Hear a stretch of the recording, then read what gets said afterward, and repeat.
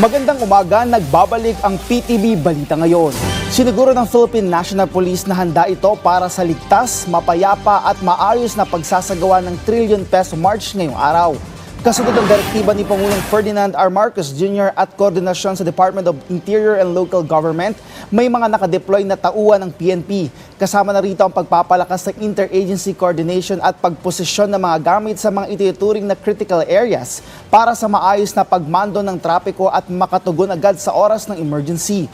Binigyang din ni Acting PNP Chief Police Lieutenant General Jose Melencio Nartates Jr. na ipatutupad ang maximum tolerance. Anya, nire-respeto ang karapatan ng publiko na magpahayag ng kanilang mga saloobin habang hindi naman pahihintulutan ng PNP ang anumang marahas na aksyon. Kaugnay nito, suspendido ang permit to carry firearms outside of residence dito sa Metro Manila mula kahapon November 29 hanggang bukas December 1. Sa ibang balita, naapula na ng Bureau of Fire Protection ang sunog na sumiklab sa Senado ngayong araw. Ayon sa BFP, pasado alas 6:30 ng umaga nang magsimula ang sunog na umabot ng ikalawang alarma at idineklarang fire out pasado alas 8 ng umaga.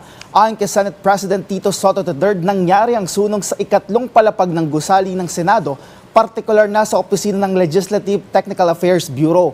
Patuloy anya ang pag-alam ng mga otoridad sa sanhi ng sunog at ang lawak ng pinsala dito.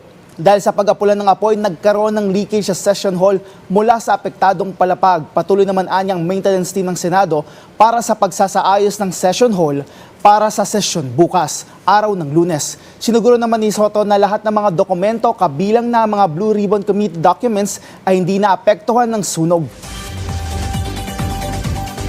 At yan ang mga balita sa oras na ito. Para sa iba pang updates, i-follow at i-like kami sa aming Facebook at X at PTVPH. Ako si Rod Lagusad para sa Pambansang TV sa Bagong Pilipinas.